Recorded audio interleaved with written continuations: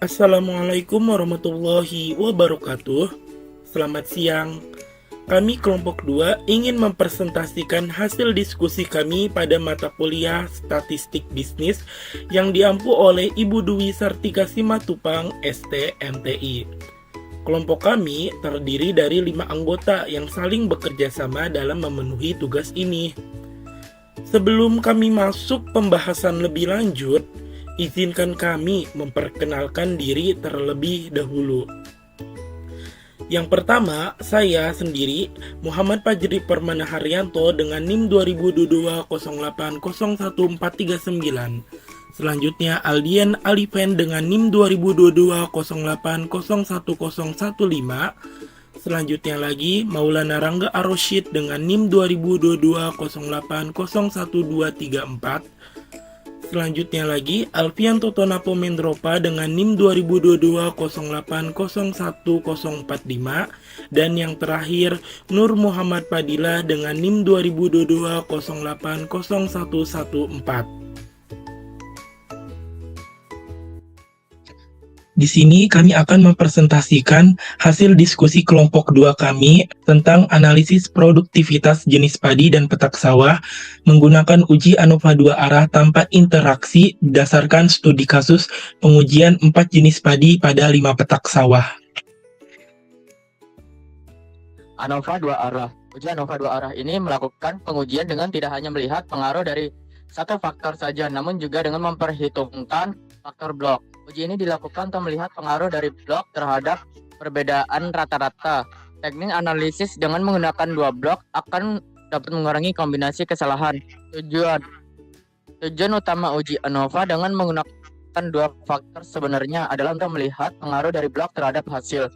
Tabel dari uji ANOVA dengan menggunakan 2 blok adalah seperti pada tabel berikut. Pada tabel tersebut berisikan sejumlah kolom yang terdiri dari kolom variasi atau komponen. Selanjutnya ada kolom sum of square. Selanjutnya ada kolom degree of freedom atau DF. Selanjutnya ada kolom mean square. Lalu yang terakhir ada juga kolom F. Tadi kasus. Suatu pengujian tentang produk benih padi dengan menggunakan 4 jenis padi. Ingin menguji apakah ada perbedaan dalam produk padi. Penelitian dilakukan dengan melakukan penanaman padi pada 5 petak sawah dengan luas masing-masing 1 hektar.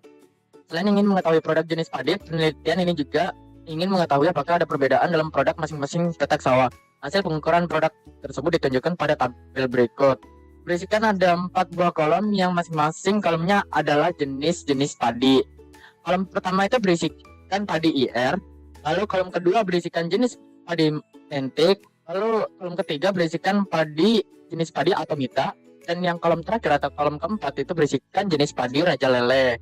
Selanjutnya terdapat juga baris yang berisikan petak-petak sawah, mulai dari baris 1 berisikan petak sawah 1, baris 2 berisikan petak sawah 2, baris 3 petak sawah ketiga, baris keempat berisikan petak sawah 4, dan yang terakhir baris kelima berisikan petak sawah 5. Nah, dari tabel tersebut juga berisikan angka-angka yang akan kami teliti.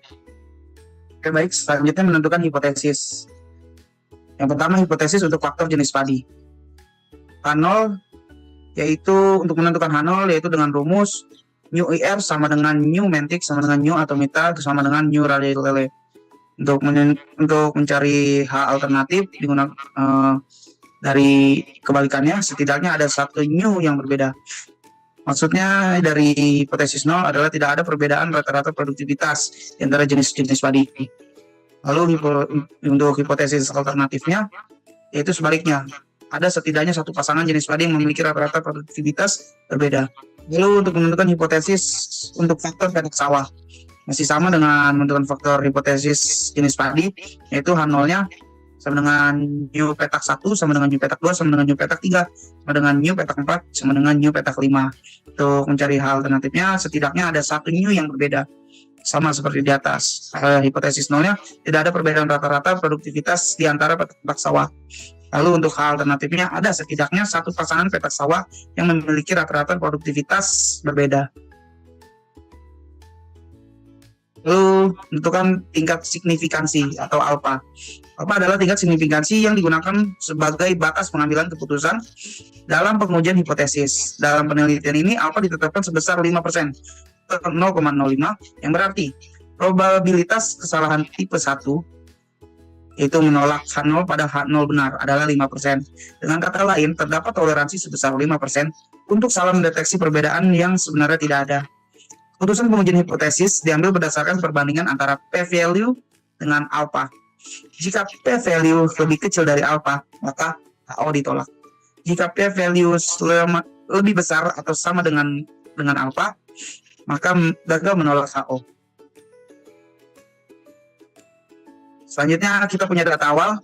Di sini ada kolom peta, kolom IF, kolom mentik, kolom atomita, kolom rajalele, dan ada 5 kolom.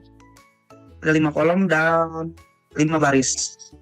Untuk menentukan rata-rata jenis padi adalah dengan cara menjumlah kolom dari setiap jenis padinya. Contoh kolom IF dijumlah lalu dibagi dengan jumlah baris. Di sini mendapatkan hasil IR rata-rata jenis padinya ada 6,6, mentik 5,4, atomita 6,2, dan rajalele 5,4.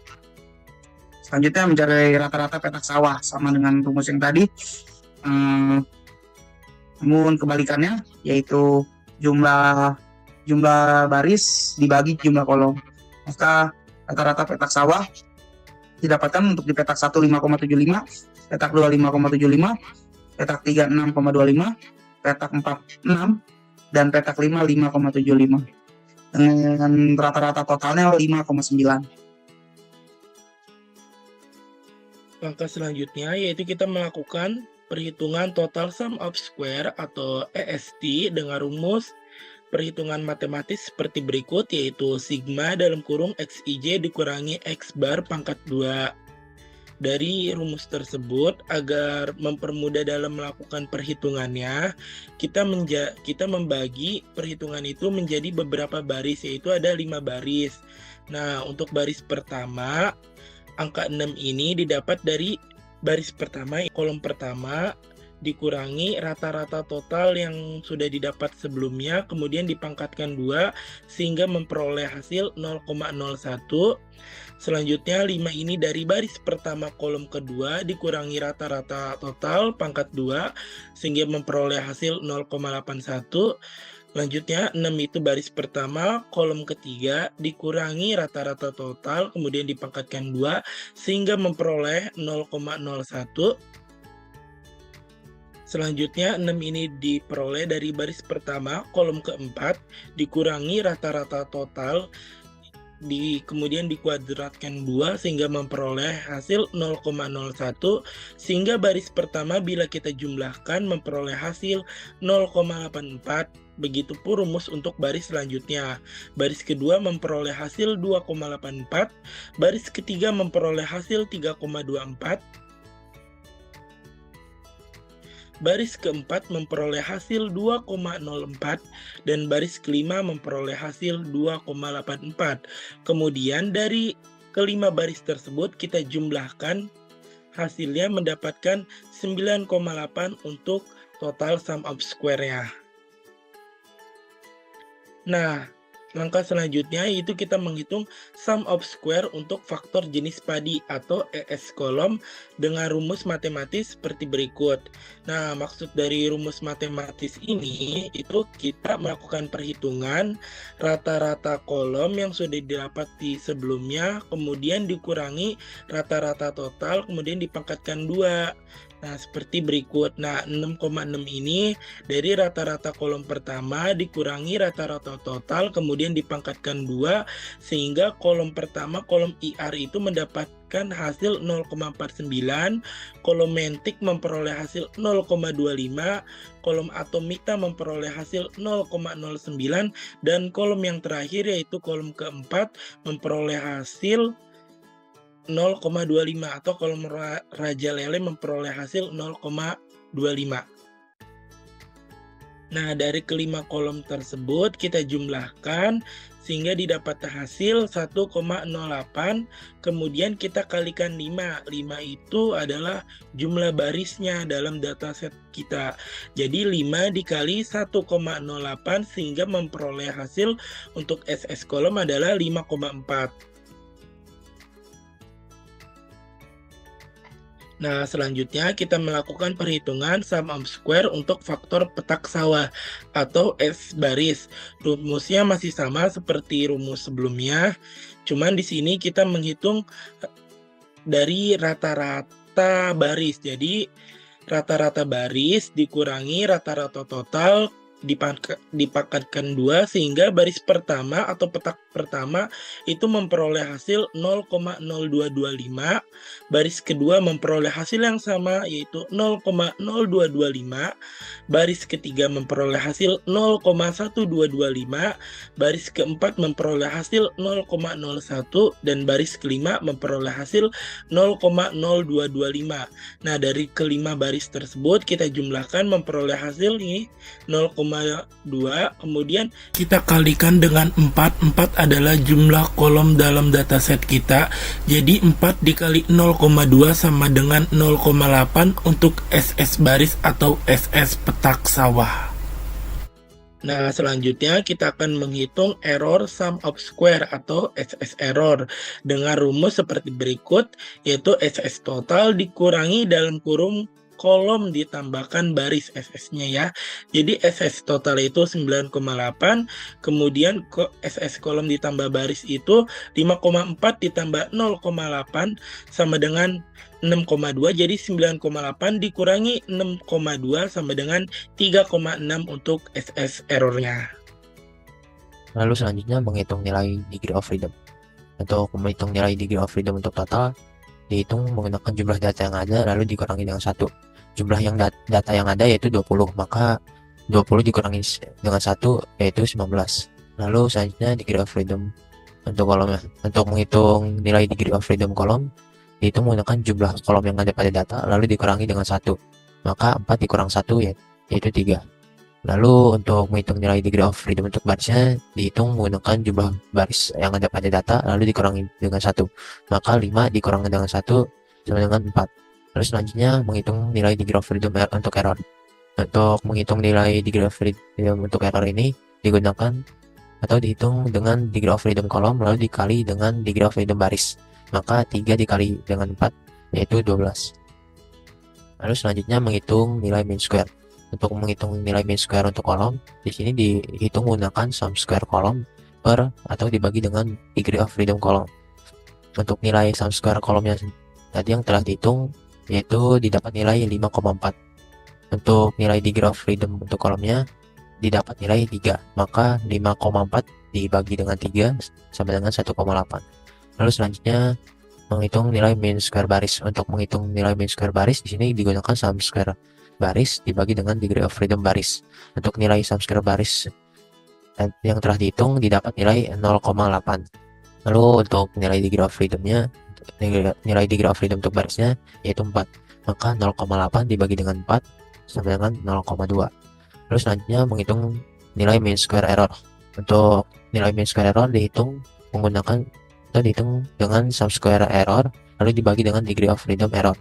Untuk nilai sum square error yang tadi telah didapat yaitu didapat nilai 3,6.